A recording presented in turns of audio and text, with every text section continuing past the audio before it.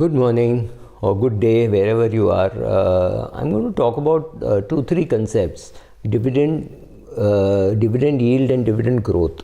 So what is dividend? A company does its sales, incurs its expenses, pays off its tax, and there is money left. That is the profit after tax. After all the taxes have been paid, the profits which is left is now available for the company to pay as a dividend. So every company has some kind of a policy, normally sometimes written down, sometimes not written down. They pay up a part of their profit after tax to the shareholders, being one of the providers of being the capital provider, and one of the factors of production, and that person has to be compensated. So that person is compensated periodically, normally yearly, but today because it's convenient to do so, companies pay dividends even quarterly. Every time there's a quarterly result, they pay the dividend. Even if they have to pay 4 rupees in all, they pay 1 every quarter because it's not so expensive to do so.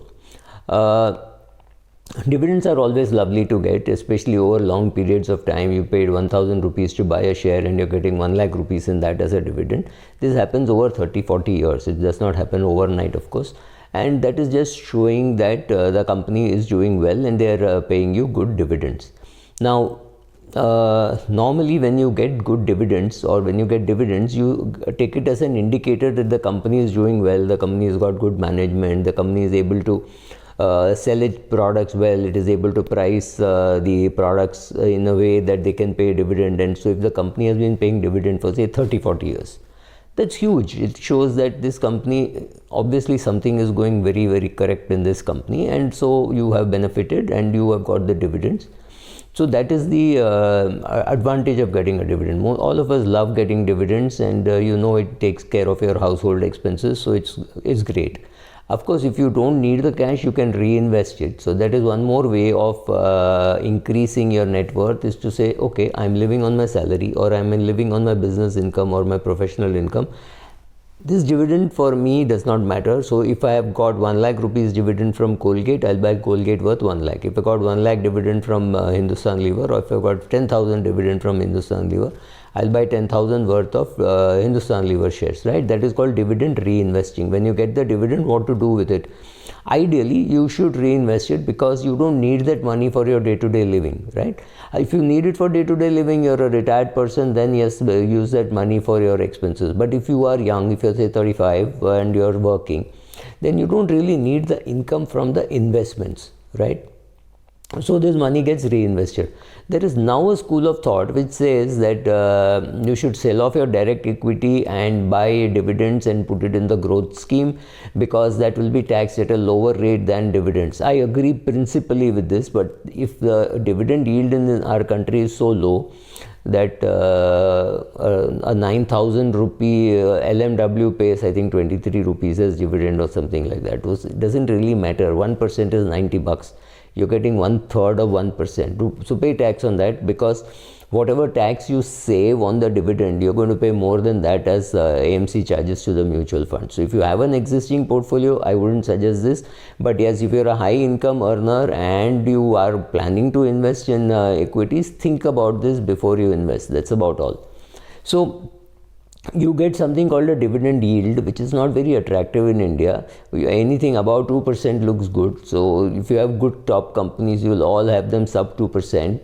Doesn't really matter whether it is a TCS or a HUL or even a Mahindra Holiday Resorts. You are not going to get great returns in terms of dividend yield, at least not in the market which is at 54,000 or 55,000 Sensex, right? So you can't get those kind of things. But there are people who constantly keep looking for yield. So one warning here is, don't single-mindedly focus on yield, especially if you don't understand. For example, if a company has given a 1:1 bonus, obviously the price that you're seeing now would be half the price at which it was, very, very theoretically speaking. And the dividend yield will look very attractive, because the website where you're seeing may not have adjusted the price for the dividend for bonus. So if the company paid 10 rupees bonus dividend last year, This year it is likely to not to pay 10 rupees, but just to maintain it will pay 5 rupees because there has been a 1-to-1 bonus. Now what the website could do is pick up the 10 rupees and take today's X bonus price and show you a much higher yield, right? So first of all, learn how to calculate yield yourself, see how much is the dividend payout and see what is the price of the share today. And if you think there has been some dramatic change in the price, it's obviously adjusted for some action, some split or bonus or something like that. So understand that and then calculate the yield. Don't buy it and then say, oh, this website had made that mistake. All websites make such mistakes, right? So be careful about that. Dividends, there are companies which will pay a constant dividend and there are companies which will pay a very high dividend.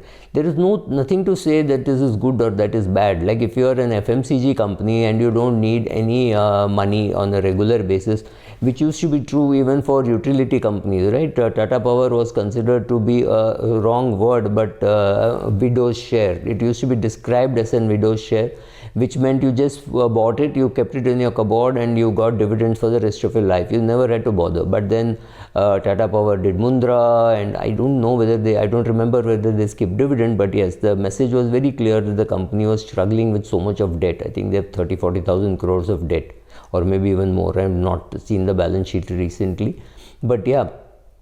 So a good dividend is an indicator that the company is doing well, therefore you should be buying it. But a rising dividend means that this is a good company to chase, because even though the current yield, I mean when I'm talking of yield in India, I'm talking of anything more than 2%. So if the current yield is just under 2%, let's say it's 1.8 or 1.9, and you see historically the company has been increasing dividends, you know that next time, or maybe in 2024 at worst, you will be getting a much higher yield than what you're currently getting. These are companies which are growing, they need more money, but they still keep giving you, so that they hope that one day when they do a rights issue or some private placement, they'll be able to get a better valuation. So this is the thing. But there are companies which just don't pay dividend. Does it mean those companies are bad? No, I think Berkshire Hathaway doesn't pay dividend. Now if I'm starting let's say an airport, and I know that I can't afford to pay dividend, I may have even turned profitable, but I can't afford to pay dividend because the cash flows don't permit me. So see what kind of a business it is. If it is a telecom, a lot of capex which is needed, but after all that capex is over, the company can spew a lot of cash. AMC business, HDFC Mutual Fund, Nippon Mutual Fund, UTI Mutual Fund, these are listed AMCs. Any AMC which obviously does not need cash. Why do you need cash in the AMC business? Because every month, every day you're creating cash flow for your management, right? So obviously management does not need the cash flow, so it will pay a higher payout. But in India, these three companies, HDFC, I think the Nippon, HDFC, UTI is the way how they distribute dividends. I think UTI pays the least and Nippon pays the highest. So have a look at why they are paying dividends, and if they are not paying dividends, don't touch it. But if their dividends are growing, that's another good sign. And if the dividends are constant and you are getting 4%, 5% yield in a country where the GSEC is more like 6% than like 7%, you should look at that investment, but don't look only at the dividend yield, because you don't know why the company is paying a huge dividend. Did they sell off some property? Do they have some extra cash today because of which they are paying out? Then your dividend yield calculation in these websites could be wrong, right? So check why the dividend yield is high, check whether the company has enough cash or is it borrowing to pay dividend, right? Does the cash flow permit the dividend?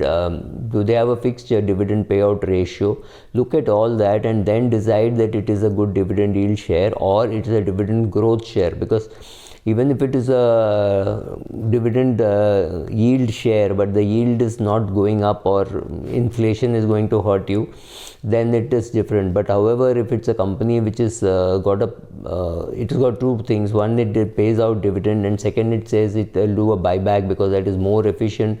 Well, in a rising economy, if the company's market share is increasing, the company is paying a good dividend, company is doing a buyback, it's a great indication that the company has cash flow, right? Look at Mahindra Holiday Resorts. Obviously, the company has the cash flow, but the accounting norms do not allow it to recognize it in the EPS. Therefore, the PE may be high, but people are still buying it at this price, right? So, is there a dividend yield story? No, there is no dividend yield story. There are dividend yield stories, but not in this market.